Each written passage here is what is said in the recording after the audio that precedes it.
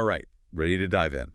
Today, we're tackling Shakespeare, but not just the plays and sonnets everyone knows. No, no, we're going deeper. Like, who was this guy really? Can we get a glimpse of the man behind those masterpieces? It's kind of like literary detective work, right? Exactly. And we've got some great clues to work with. Okay, lay 'em on me. We've got Frank Harris's The Man Shakespeare and his tragic life story, which is, well, pretty dramatic. Sounds juicy. It is. Then there's Life of William Shakespeare for a more, standard biography. Or by the book, got it. And then, to mix things up, Ian Yi. That's a fascinating overview of his career, but in Chinese. Oh, covering all the bases. So let's start at the beginning. Shakespeare, the guy next door before he was, well, Shakespeare. Life of William Shakespeare. What's the scoop on those early years? Picture this. Stratford-upon-Avon, not exactly a hotbed of literary genius. Not quite the Globe Theater, no. His dad was a tradesman, jack of all trades really, gloves, butchering, you name it. Held some local offices, but financially things were, well, up and down. Interesting. So not exactly born with a silver quill, then? Not quite, and it makes you think, right? How did that shape him, especially with that recurring theme in his plays, the whole downplaying material wealth thing? Like it didn't matter that much to him. Yeah, even though later on he made a pretty penny himself. Real estate, shares in his theater company. Not exactly starving artist. Huh. So he achieved what his father maybe struggled with, but his works are all about, like, generosity and kindness over money. It's a strange contrast, isn't it? Big time. Any specific examples come to mind? Oh, tons. Remember Portia in The Merchant of Venice? Hmm. She's got that famous line, my purse, my person, my extremist means lie all unlocked to your occasions. That whole giving spirit, it's all over his plays. It's like he's saying real wealth isn't money. It's what? Experiences. Detection. Exactly. And that kind of leads us to another head scratcher. The move to London, what made him leave his family, everything he knew, and just go for it. Yeah. Young husband, father, starting a whole new life. Why? Theories galore, but the one that keeps popping up is the theater scene. London was booming, and maybe that's what called to him. Risky, for sure, but hey, it worked out right. Thank goodness it did. But here's what always gets me. The guy created these incredibly complex characters, right? But his own life, total mystery. It's almost like he wanted it that way. Intentionally playing it close to the vest. Maybe. We have the plays, the poems, but barely any letters, diaries, no peek behind the curtain. Which makes Frank Harris's theory all the more interesting. In The Man Shakespeare and his tragic life story, he suggests, well, maybe Shakespeare spilled his guts through his characters. Whoa, hold on. Spilled his guts how? Especially those brooding, introspective types. You know, the ones who overthink everything. Okay, I see where you're going with this. Harris even quotes Coleridge, talking about how Hamlet's got this abstracting and generalizing habit, meaning he's all up in his head, not taking action. Hamlet, the king of procrastination. Right. And Harris is like, hey, maybe that was Shakespeare himself. Projecting his own personality onto the page, that's a bold claim. But is there anything to back it up? Well, Harris dives deep into Hamlet, obviously, but he sees those same traits, those flashes of introspection in other characters, too. Like who? Romeo, for one. Yeah, he's head over heels for Juliet, but even he has those moments, pondering life and death and all that jazz. So even the romantic lead has a philosophical side. Exactly. Makes you see Romeo in a new light, doesn't it? Like maybe he wasn't so impulsive after all. More depth than meets the eye. Right. And then there's Jacques from As You Like It. Super melancholic, always got some deep thought to share. Yeah. And Macbeth. Talk about inner turmoil. They're all wrestling with big questions, aren't they? Just like Harris thinks Shakespeare himself might have been. It's like we're piecing together a hidden portrait, only using these little glimpses from the plays. But hold your horses, it's just a theory, right? Of course. Of course. But even as a theory, it's pretty mind-blowing. Like, what if those plays are more personal than we ever realized? A whole new dimension to how we read them, for sure. Speaking of dimensions, we've talked about the melancholy, the introspection, but what about the humor? Okay, yeah. Shakespeare's hilarious. How does that fit into the whole tortured artist idea? Right. It's a good question. But it's like, even with all that depth, he knew how to lighten things up. I got to keep the audience entertained. Exactly. And maybe for him, it was about balance. Life's not all doom and gloom. There's got to be some laughter in there somewhere. Enter Falstaff, right? The life of the party. Oh, yeah. Falstaff. So full of life, wit, that outrageous energy. It's almost like he leaps off the page. You really believe Shakespeare knew of Falstaff in real life? Who knows? Maybe, maybe not. The point is, he created these incredibly vivid characters, and that takes talent. He nailed the whole spectrum of human experience, didn't he? Didn't he, though? The light and the dark, the serious and the silly, and that duality, it's not just in the characters, it's everywhere. Like woven into the very structure of the plays. You got it. Tragedies with comic relief, comedies with moments of real depth. He keeps you guessing. And keeps us coming back for more centuries later. Mm. Which reminds me, we haven't even touched on his portrayal of nature yet. Oh, right. His descriptions, especially in As You Like It, Midsummer Night's Dream. It's like stepping into a whole other world full of magic and possibility. He really captures that yearning for simplicity, for a connection to something bigger than ourselves. And isn't that interesting, considering he was this city guy living the London high life? Yeah. Like, part of him still longed for something purer. Almost like he was saying, hey, there's more to life than all this hustle and bustle. And maybe that's part of why his work still speaks to us today. We're all still searching for that balance, that connection. Absolutely. He understood that deep down, we all crave something beyond just the everyday grind. You know, it's kind of wild, right? Shakespeare, he's got this love of nature, but also this drive to make it in the city. All this deep thought, but also cracking jokes left and right. He was a complicated guy, that's for sure. Multifaceted, like you said. And this brings us to something Frank Harris really hammers home in The Man Shakespeare and His Tragic Life story. It's this idea that Shakespeare, he actually suffered.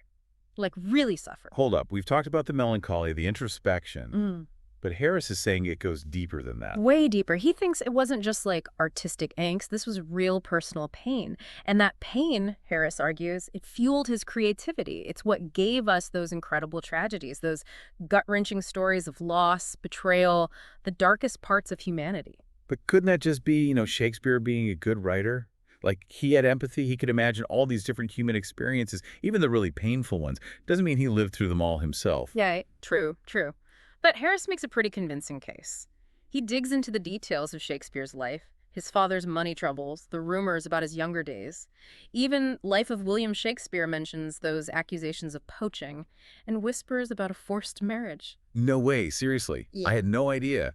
That's a far cry from the bard, the literary icon we usually picture. Yeah, it kind of humanizes him, doesn't it? Shows that even Shakespeare, he had his struggles. He wasn't just churning out masterpieces. He was living a life, dealing with the same stuff we all do.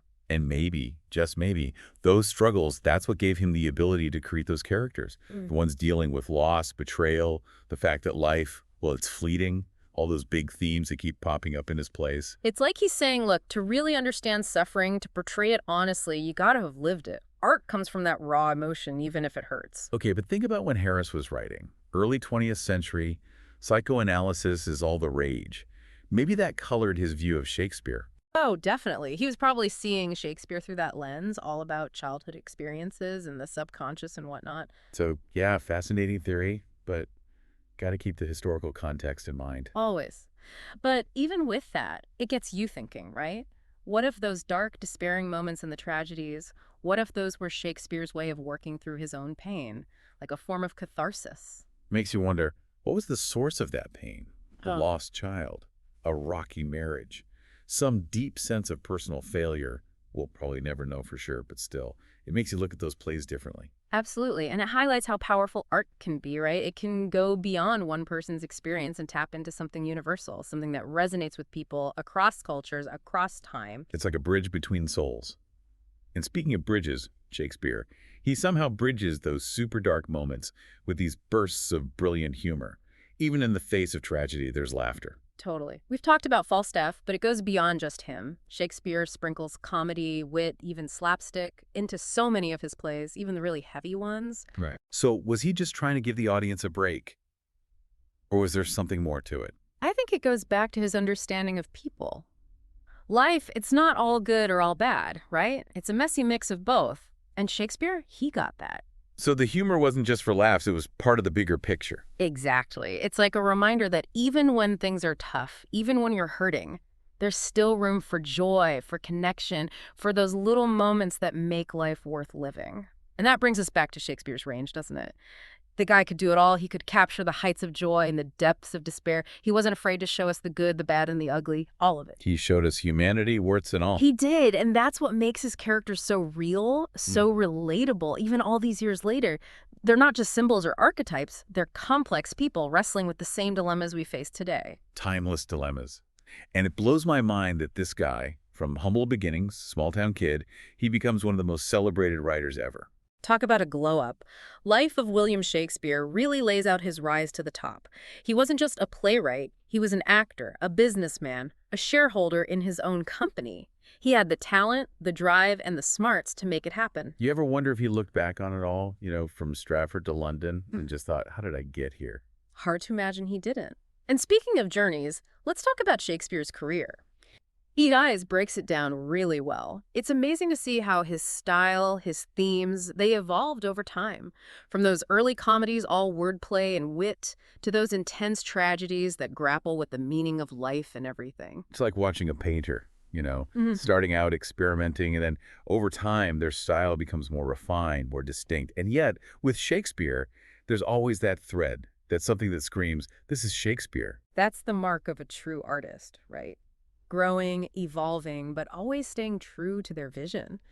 And that's why Shakespeare never gets old. He was always pushing boundaries, playing with language, with form, but always with that deep understanding of what makes us tick. Makes you wonder what he would have done next if he hadn't retired so early. What other worlds, what other stories were still brewing in that mind of his? We'll never know, but it's a tantalizing thought. Maybe it's fitting, though. He left us wanting more. His legacy, it's all about possibilities, about different interpretations. There's always something new to discover. And FMC really hits on this. His work, it's everywhere, performed all over the world, translated into tons of languages. This playwright from 16th century England, he's still making waves. Talk about impact. It goes to show his themes, they're universal. Love, loss, ambition, revenge. It doesn't matter what century you're in, those things resonate. He understood people, plain and simple. But why Shakespeare? There were other playwrights back then, right? What sets him apart? Well, there's the talent, obviously, but also his work, it's got layers, man. So many Yeah. different ways to interpret it, so much to unpack. You could read a Shakespeare play 100 times and still find something new. He keeps us thinking, keeps us digging deeper. Exactly. And that's what makes exploring his work so rewarding. It's not passive, it's active. You're wrestling with those big questions, figuring out your own connection to his genius. So if someone's just starting out with Shakespeare, what would you tell them? Don't overthink it. Don't be scared off by the language, the reputation, any of that. Shakespeare is meant to be enjoyed, to be talked about, debated. It's okay if you don't get every single word. Just let the story pull you in. Let those characters grab you. And don't be afraid to ask questions. Exactly. Look up words, read different analyses, challenge your own assumptions. With Shakespeare, there's no one right answer. It's about the journey. Well said. Speaking of journeys, let's talk about one that's really captured people's imaginations, the mystery of the sonnets. The man Shakespeare and his tragic life story, it really delves into this whole thing. Oh yeah, the sonnets, especially those addressed to the fair youth and the dark lady. Were they just friends, lovers, something in between? Centuries later, we're still trying to figure it out. And the fact that we don't know for sure, well, that just adds to the intrigue, doesn't it? For sure. It's like a puzzle Shakespeare left behind, a little peek into his heart, but we're missing some pieces. And whether those sonnets were about real people or not, there's still these powerful explorations of relationships, of love, desire, jealousy, betrayal, all those messy human emotions. And it makes you wonder, was Shakespeare, through his art, trying to untangle his own experiences? His own loves, his own heartbreaks? Maybe he was. Or maybe he was just that good at observing people, at understanding those deep down emotions and putting them into words that still resonate today. It's a mystery, and maybe it's best left that way. But either way, it makes those sonnets all the more powerful. And it brings us back to that idea, right? Shakespeare, he was a master of language. The man Shakespeare and his tragic life story, it calls his language music itself. Perfect description. You can almost hear the rhythm, the flow, the beauty of those words. It's more than just words on a page, it's an experience. He played with language like an instrument, didn't he? Creating new words, bending the rules, painting these incredible pictures with his metaphors. Totally. And it's amazing how much of his language is still with us today. Phrases we use all the time, they came straight from Shakespeare. Green-eyed monster, wear your heart on your sleeve, break the ice. It's everywhere. It's like his words have become part of our DNA. It shows you the power of language, right? Shakespeare, he didn't just write plays, he shaped the way we speak, the way we think even now. Mind-blowing, really. Yeah. So studying Shakespeare, it's not just about dusty old books. It's about understanding ourselves, understanding how we communicate. Exactly. And it's about appreciating the artistry of it all, how he could use words to create worlds to make you feel everything, from the softest whisper of love to this like earth-shattering rage. Think about Romeo and Juliet on that balcony. That language, so beautiful, so lyrical. Or Hamlet, pouring his heart out in those soliloquies. Or Beatrice and Benedict, their witty banter. He was a master, plain and simple. And he wasn't afraid to experiment. He could be playful, profound, heartbreaking, all in the space of a few lines. Like he understood the full potential of language, to entertain, to teach, to make us laugh and cry and think, all of it. And that's why studying his language is so cool. It's like getting a master class in writing, in storytelling. It's about unlocking the power of words. It's like he's giving us the keys to the kingdom, right? Yeah. Not just to understand his work, but to become better writers, better communicators ourselves. And that's what we want you to take away from this, dear listener. When you're reading Shakespeare, pay attention to the words themselves, how he puts those sentences together, the rhythm, the images he creates. Don't be afraid to look stuff up. It's worth the effort. You'll not only understand Shakespeare better, but you'll expand your own vocabulary, your own appreciation for how powerful language can be. And on that note, we'll wrap up this part of our deep dive. But hold on tight, because the journey's not over yet. In part 3, we'll explore Shakespeare's legacy, how he's influenced everything from literature and theater to the way we talk today. And who knows, maybe we'll even solve a few more of those Shakespearean mysteries along the way. See you there. Welcome back to the Deep Dive. Feels like we've really gone deep on Shakespeare, his life, his work, those fascinating characters. We've covered a lot of ground, that's for sure. But there's one big question we haven't quite answered yet. Why, after all these centuries, does Shakespeare still matter? Why should someone listening right now care about this guy? It's like he's inescapable, isn't it? Even if you've never picked up a play, you probably heard those phrases, green-eyed monster, wear your heart on your sleeve. They're everywhere. Exactly. And Dishuan really drives that point home. His impact is global. But it goes deeper than just the language. His themes, they're timeless. Love, loss, ambition, revenge. Those are human experiences, no matter what century you're in. He got to the core of what it means to be human, didn't he? And maybe that's why his characters still feel so real to us. Like we can relate to Hamlet's indecision or Lady Macbeth's ambition, even though their world was so different from ours. And here's another thing to remember. Shakespeare wasn't just some artsy playwright scribbling away in a garret. He was a businessman, an actor, a shareholder in his own company. He knew how to put on a show, how to connect with an audience, how to make them feel something. So it wasn't just about art for art's sake. He wanted people to see his plays, to be entertained, right? Absolutely. And that meant appealing to a broad audience, from the groundlings to the wealthy patrons. So his plays, they had to be entertaining, thought-provoking, and emotionally engaging all at the same time. He was a crowd pleaser, but also a genius. Not an easy combination to pull off. Exactly. He had that rare ability to entertain and enlighten, to make you laugh one minute and cry the next. And I think that's a big part of why his work has endured. It speaks to us on so many different levels. And speaking of enduring, it's incredible to see how much he's inspired other artists. Composers like Verdi, Tchaikovsky, they turned his plays into operas. And you still see his characters, his themes, popping up in novels, movies, even TV shows today. It's like he created this whole universe of stories that people keep coming back to, reimagining, finding new ways to connect with. It's amazing. But why him? Why Shakespeare? There were other playwrights in his time, weren't there? What makes him so special? Well, for one thing, his work, it's just so rich and complex. There are so many layers to peel back, so many different ways to interpret it, that you could spend a lifetime studying Shakespeare and never get bored. He never gives you all the answers, does he? You have to work for it, dig deeper, think for yourself. And that's the beauty of it. He challenges us to engage with his work, to wrestle with those big questions, to come to our own conclusions. So what would you say to someone who's maybe a little intimidated to dive into Shakespeare? I'd say relax. It's not about being a scholar or an expert. It's about enjoying the story, the characters, the language.